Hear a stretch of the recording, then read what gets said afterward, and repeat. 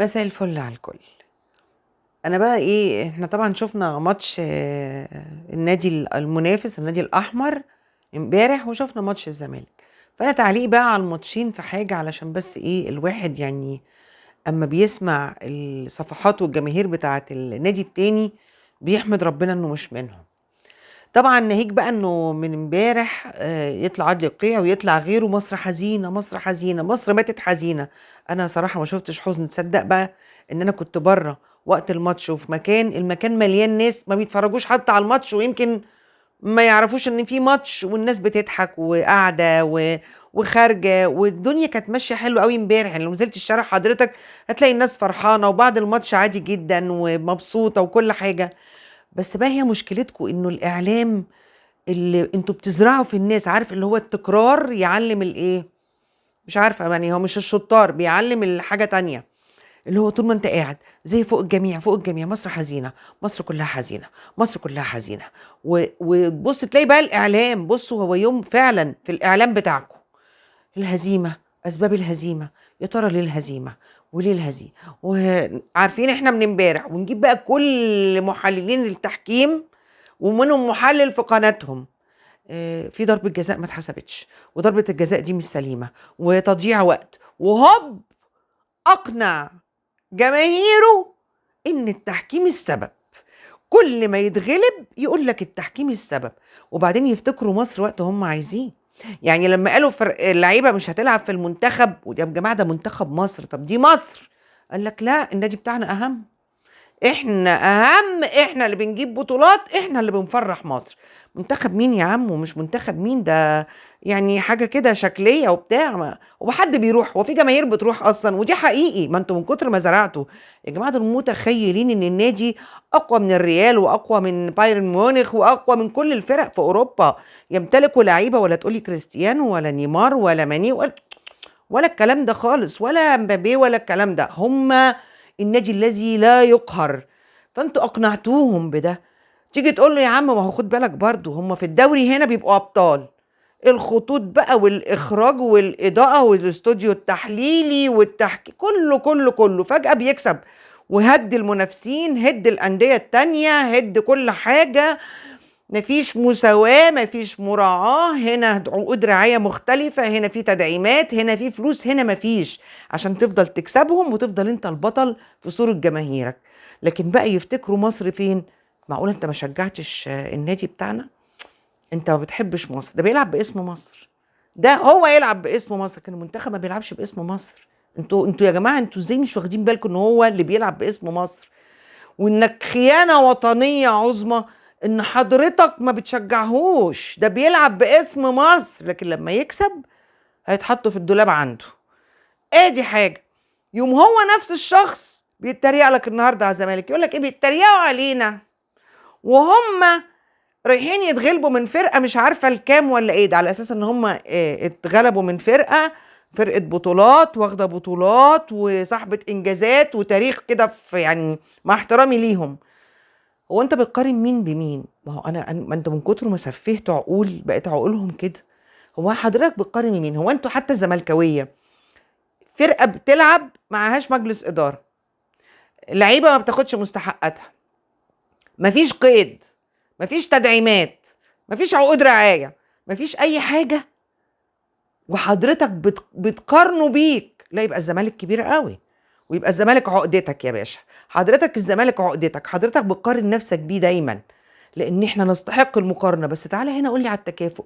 اما حضرتك جايب لاعب لسه عنده 35 سنه بمليون و600 الف دولار، ودافع في امام مش عارفه 80 90 100 مليون، ومش عارفه مين تاني لعيبه جبتهم كام لعيب، وبتقول لي عقد الرعايه عندك مليار، وحضرتك مش عايز تكسب، وعايز الزمالك اللي عنده وقف القيد وما جابش تدعيمات لعيبه، ها، ولعيبته بتلعب بدون فلوس ومستحقات. ده انت يا ابني لو موظف في شركه وما قبضتش شهرين ثلاثه مش هتروح الشغل، ولو رحت هتقول على قد ما بيعملوا، ده كفايه قوي ان انا باجي.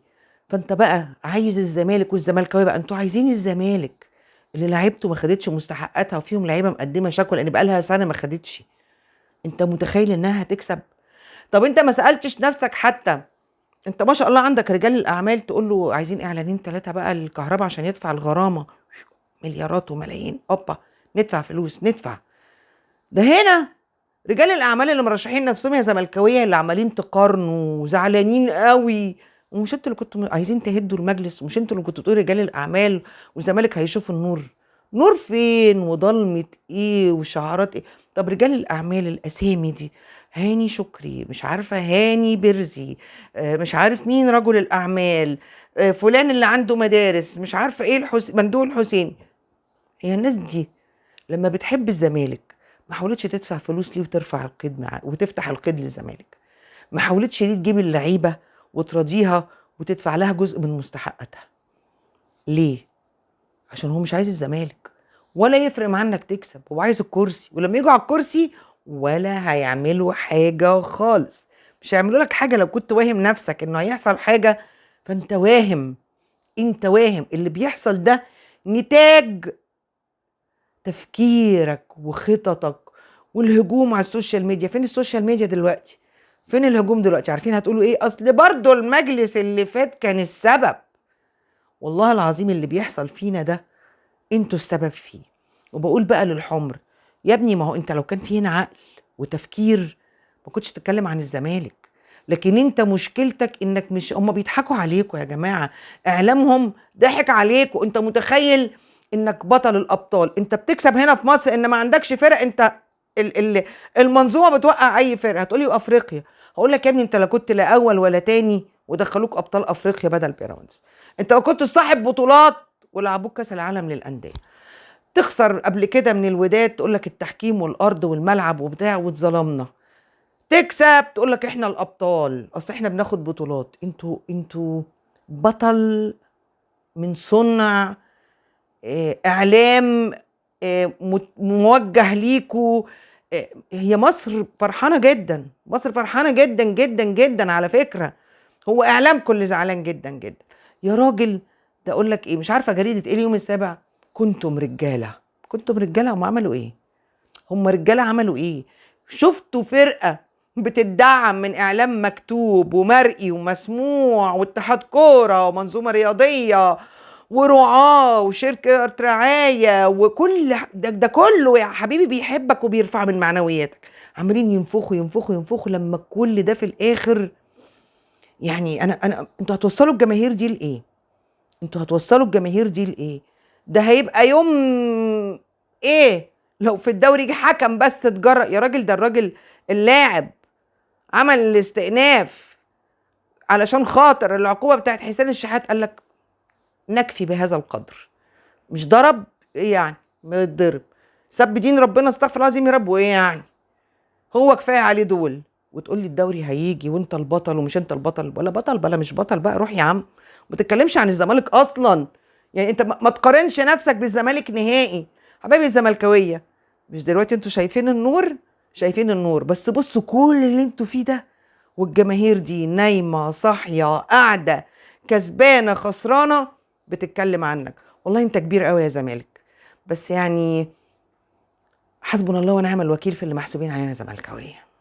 زملكاويه احمدوا ربنا ان اصلا اللعيبه بتاعتكم اللي ما بتقبضش لسه بتلعب. الزمالك كبير طول ما في ناس مخلصين، اما الباقيين انتوا التاريخ هيفضل فاكركم.